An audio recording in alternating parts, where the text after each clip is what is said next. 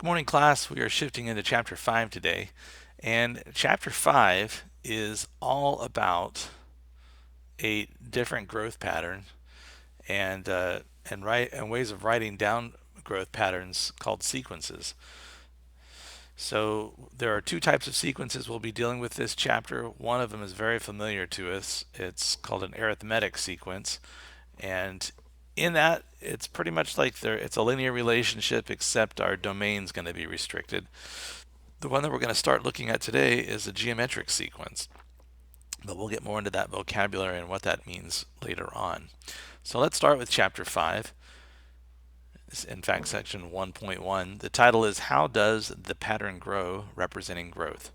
So far this year, and actually last year, and even some before that, right?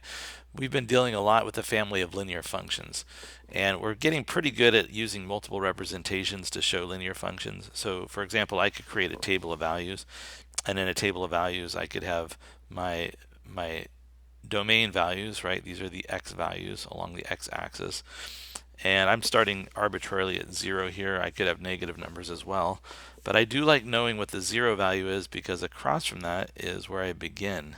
So I could write down my values here: 7, 9, 11, 13, 15, and 17. And if you look at this, what's happening is every single time I move forward one in the pattern, I'm increasing by adding 2. 7, 8, 9, 9, 10, 11, 11, 12, 13, 13, 14, 15, 15, 16, 17. So that means that my slope is 2. Literally, my rise, as I increase by 2 units, I could do, for example, 15 minus 13 is 2, and my run was 1. I increased by 1. So 2 divided by 1 is a slope of 2, and my y-intercept is 7. So another representation for that is this equation, y equals 2x plus 7. And we can also do the representation of looking this on a graph, right? So if my domain is restricted to just these integer values, including 0, actually, we'll just call them integers. The integers would also include the negatives as well.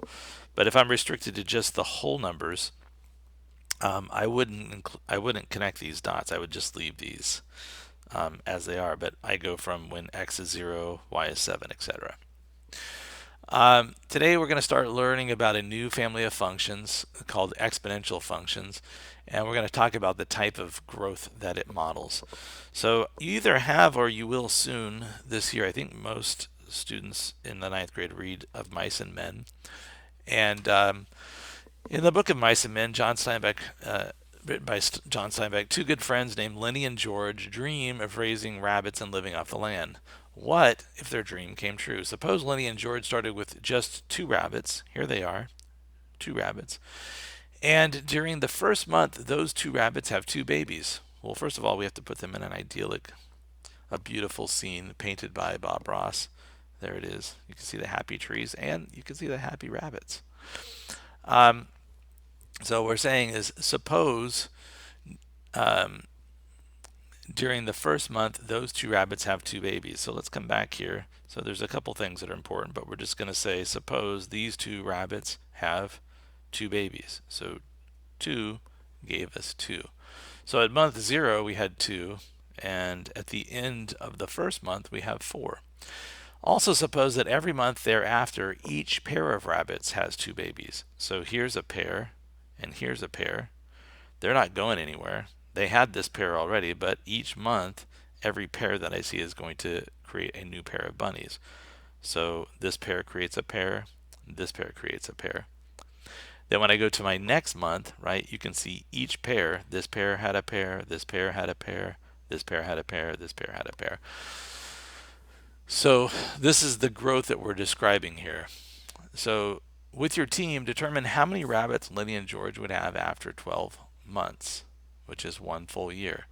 Represent this situation with a written description of the pattern of growth, a diagram, and a table. So you don't have to draw pictures of bunnies, but it would definitely be nice to have, maybe 2 dots that represents a pair of rabbits, and then show that after a month that pair has a pair. So some kind of a diagram like that. So I'm asking you to represent this situation with a written description of the pattern of growth, a diagram, and a table. State the assumptions you made when you modeled the number of rabbits raised. So we would have a conversation about that in class, but there's some things that we clearly have to assume, right? That they're not injured, that they're healthy, that we have a male-female pair in order for this to continue. Compare any patterns you find to other patterns you've already previously investigated.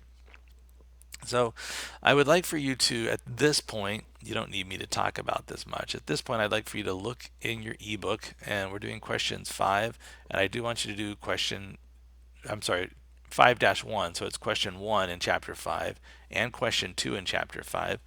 And I want you to do that further guidance section, which is question 2.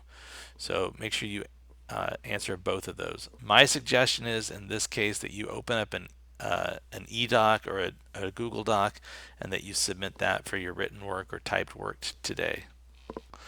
So go ahead and take some time to do questions 1 and 2, and then when you're ready, unpause this video and we'll go on and discuss question 3. Okay, so let's move on to question 3, but so for question, you've done 5-1 or question 1 and question 2. So if we were to continue this pattern, of course, the number of rabbits does grow quite rapidly, and keeping track of that is probably better done with a table.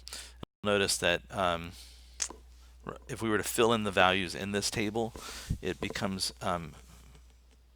much more advantageous. So after 1 month, right, we have 4 rabbits. After 2 months, right, each pair is going to have a pair. So we're literally going to go from 4 to 8 rabbits. After 3 months, we have 16. After 4 months, we have 32 rabbits. After 5 months, we're at 64, etc.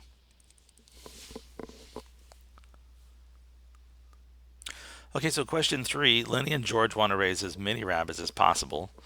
They could start with a large number of rabbits, or they could raise a breed of rabbits that reproduces faster.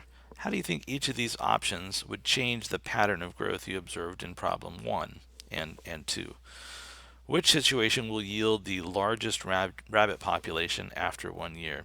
So I've written down the 3 options that they've given us here, so you can look at all 3 of them. The first one, so we've got case 2, case 3, and case 4, and we'll call case 1 the one that we did in question 1 and 2. So case 2 says start with 10 rabbits, and each pair has 2 babies per month. So they're growing at the same rate. Case 3, start with 2 rabbits, and this is a different breed in which each pair has 4 babies per month. And then finally, case 4, start with 2 rabbits, and each pair has 6 babies per month. So pause the video for a moment and complete, I guess, a table of values for each of those cases. And when you're ready, unpause. So now that you're looking at your data, the question I have for you is, which case will give Lenny and George the most rabbits after 1 year? How many rabbits would they have in that case? Okay. So what we are looking at here is basically a new family of functions. And what patterns do they all have in common? Functions that have this pattern are called exponential functions. In fact, let me go back and look at this pattern. So this is not an exponential function, right? This is a linear function, and we can see that my growth here is by adding 2 each time I move forward, right? So repeated addition is shown with multiplication, but I'm repeatedly adding 2, adding 2, adding 2. And this is the function family we call linear functions. If we look just back at our case 1 situation, you'll notice that as I move forward here, yeah, it appears in this first jump I might be adding the number 2, right? But clearly I'm not adding 2 when I go to my second jump. And clearly I'm not adding 2 when I go to my third jump. So what's happening here is I'm having repeated multiplication. So for me to move down this pattern, each time I'm multiplying by a fixed number. In this case, I'm multiplying by 2. So I want you to look at the other tables that you reproduced in question 3 and consider what your multiplier was for each one of those. And then we'll finish with this for question 4. It basically says what I was just talking about. It summarizes it. But then for part B, it asks you to use the Desmos tool, the 5-4 student E tool, and I would like for you to graph the data for case 2. That's the one where we started with more rabbits, but I think they were still growing by 2 each time. So case 2 from question 3. And then it says write a complete description of the graph as in part D. And then click the lower, so you can click you'll see this Desmos E tool. You can click the lower right hand corner to open it up. Probably I should be showing this. Yeah, that's better. So again, we're graphing the data for case 2. Once you have this all set up and done in Desmos, I highly recommend that you just copy and paste this into your Google Doc. I do not want to be clicking learn Desmos. That's not what I wanted to do. I just wanted to open up the E tool. On the E tool, there's set up here for me to case 2, you start with 10 rabbits. So right here, we're going to begin with 10 rabbits. And then as we go down, each pair has 2 babies per month. So you can create the table there and take a look at that. And then there's a couple of questions that I'd like for you to answer.